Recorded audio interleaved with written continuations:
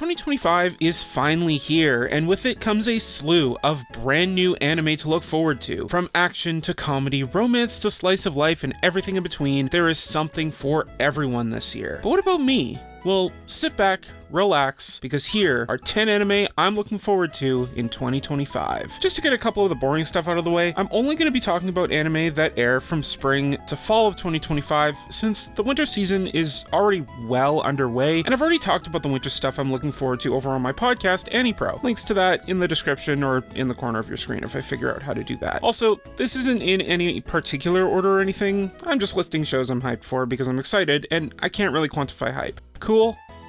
Cool. But before we get into those, I'd really appreciate it if you liked, subscribed, and commented what 2025 anime you're looking forward to, or what winter 2025 anime you're really enjoying. I'll be reading all of your comments, and I'd love to see what I missed. First on my list is a show I've talked about before on this channel, and it's probably the video that led you to me in the first place. I'm of course talking about the fragrant flower that blooms with dignity. Now, I don't intend to rehash all the points I made in my video here. You can just go check that out if you want to hear my thoughts on the manga in more detail. But for those of you finding this looking for a good show this year, the story is about two rivaling schools. Chidori High, a lower-end all-boys school, and Kikyo, an upper-end all-girls school, whose students look down on those from Chidori. One day, Rintaro, a scary-looking but gentle-hearted boy from Chidori, is helping out his family's cake shop when he runs into Kaoruko, a girl who he quickly hits it off with, until Romeo and Juliet-like problems arise when he finds out that she goes to Kikyo. The story is really sweet, with well-written, compelling characters, and Cloverworks is probably my dream pick for an anime adaptation. From the little teaser we got from the Aniplex event back in September, it's clear that one of the best romance manga to come out of the last few years is in good hands, and I'm ecstatic to see it on my screen later this year. I feel like I've built up a bit of a reputation for being the shonen romance guy over here, and while I do like a good romance story, there are other things in anime and manga that I enjoy. Take Studio Bones' Gachiakata, for example. A story by Kei Urana, the former assistant and official successor to Soul Eater and Fire Force creator Atsushi Okubo, about a boy named Rudo, who is cast out of the floating island he considers his home down into the trash-filled wasteland that lingers below. The manga is probably one of the coolest power systems I've seen in a shonen battle manga, with an interesting, diverse cast of characters, a living, breathing dystopian world that makes you want to put on a gas mask as quickly as humanly possible, and a style that just oozes originality. A lot of big-name shonen battle manga are approaching their ends right now, and Gachiakata looks to be another big hit that could easily take their place, or even surpass them if done well. With a consistent studio like Bones at the helm, and the writer for the adaptations of Dandadan, Vinland Saga Season 2, Mob, and Summertime Rendering penning the script, yeah, I think we're in for a wild ride. The good kind of wild. But if you're looking for something a bit less wild, might I recommend Wand Dance, an adaptation of a manga about a high school boy, Kabuku Kotani, who just wants to coast through his youth without standing out due to his stutter. That is, until one day, when he walks in on his classmate, Hikari Wanda, hip-hop dancing outside of their school, inspiring him to become a dancer himself after seeing how free she looked while doing it. Like she was able to freely express herself, something he was longing for. Now, I'm gonna be honest, based on the plot alone, I probably wouldn't have had this on my list. Sure, I probably would be excited to see what it had to offer. I enjoyed Dance Dance Danseur a couple years ago, and Welcome to the Ballroom is still a manga I hold near and dear to my heart, but dancing isn't particularly one of my interests. And this one, at least on the surface, didn't set itself apart from the others. That is, however, until I saw who was attached to the project. Now, I could probably tell you that this is a Madhouse production, you'd immediately be on board, and probably for good reason. But what has me so excited for Wand Dance is the dance producer of this show, Rie Hata. Now, if you don't know who she is, Rie Hata is the choreographer for many popular K-pop bands such as BTS, Twice, Red Velvet, and more. Once I'd heard about that,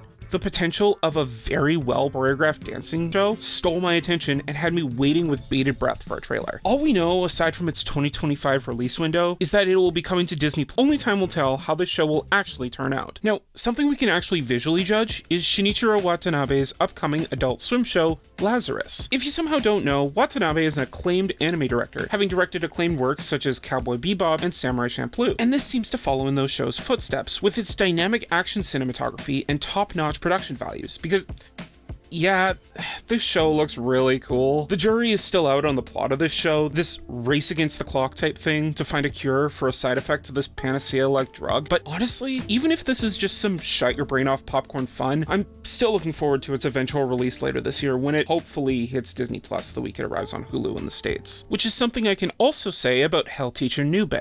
the remake of a classic Shonen Jump manga from the 90s about a teacher who fights demons. When I first got into anime, one of the first things I was introduced to was Shonen Jump, and I remember playing J-Star's Victory vs. Plus online with one of my friends, seeing the diverse cast of characters and wondering where they all came from and what their stories were. So, as any interested prospective anime fan would do, I decided to look into all of them. I have long since gotten through a vast majority of the series included in J-Stars to varying levels of enjoyment, but the one series that always eluded me for one reason or another was Hell Teacher Nube. To finally be able to rectify that decade-long hunt for the series is an anime fan bucket list item for me, and I'm excited to finally be able to cross it off that list later this year. On the other hand is a manga that I had to force myself to stop reading because I knew the anime was going to completely blow me away. That, of course, is Bug Film's adaptation of Witch Hat Atelier. We did a review of this manga over on my podcast, and at the time I said, one thought that came to my mind was, man, this manga pushes the boundary of what a manga can do so much that, like, Whoa. it's one... Hold on. Let me finish my thought before you get excited. That it almost makes me want to wish I had waited for the anime, because it would take it that one step further and put it into motion. The story's about a girl, Coco, who dreams to be a witch, even though it is impossible to become one, and you can only be born as until she meets Kifri, or Quifri. Honestly, the pronunciation's really uncertain, and I'm just grasping at straws here. It's a weird name, man, from a fantasy world. We're just working with what we got. A mysterious mage who causes her to think that maybe the world's understanding of witches isn't as true as it may seem. With a compelling tale with deep, lovable characters and art that brings the world of Witch Hat Atelier to life, it is almost impossible to not be drawn into the enthralling tale mangaka Kamome Shirahama weaves. Yet, somehow, the anime seems to match the magic and beauty of the manga, if the trailer is anything to go by, and with it hitting Crunchyroll later this year, I just know that Witch Hat Atelier is going to be one of the big anime of the year contenders. Something I'm also wishing upon my next show, Your Forma, an upcoming adaptation of a light novel about an alternate future where people have an information device called the Your Forma implanted into their brains. With it, nothing is kept secret, as even one's own emotions are recorded onto the device. That means that criminal investigations are now the responsibility of electronic investigators, people who dive into the data of a person's Your Forma to solve cases. The story stars Echika Hieda, a genius electronic investigator who is so good at her job that she requires an advanced AI, known as an Amicus, to help her with these dives. Joined with the Amicus Herald, the pair look to solve crimes around the world. When I read the novel, I was a bit skeptical. Sure, it was recommended by the 86 author, but that can't mean too much, can it? Things like this happen all the time.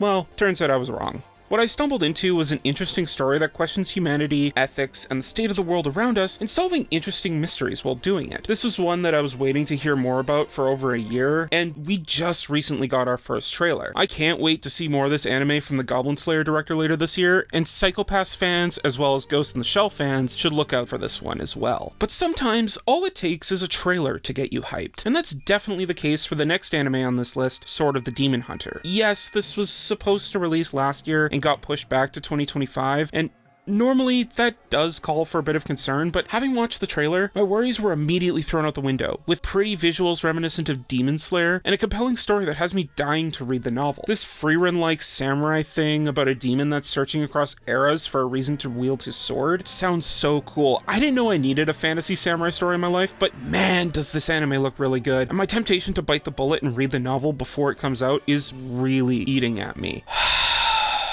Yeah, I can't sugarcoat this one. The beginning after the end does not inspire a lot of confidence on a production aspect. I'm not going to brag too much on who the studio is, because honestly, a studio is just a company. Who's behind it? The director, Keitaro Motonaga, has done the first 3 seasons of Day-Day Live, which are probably the best seasons of the show, and has recently done series like The Kingdoms of Ruin, which was honestly not horrible on a production level. It was mostly the source material that brought it down for a lot of people, and the script is being written by Takemitsu Kono, who has done scripts for certain episodes of 100 Girlfriends, which is a great adaptation of the manga, with the series creator Turtle Me supervising the whole process. And the music is being done by Keiji Inai, who has done music for series like Danmachi, The Misfit at the Demon King Academy, and Burn the Witch, showing that he clearly has experience composing music for fantasy series. Well, I can say that there is a small amount of hope for T-Bate's production values. I understand that it will probably leave a lot of you disappointed, probably me too, honestly, and it's difficult to argue against those worries, especially since the trailer didn't inspire much confidence. And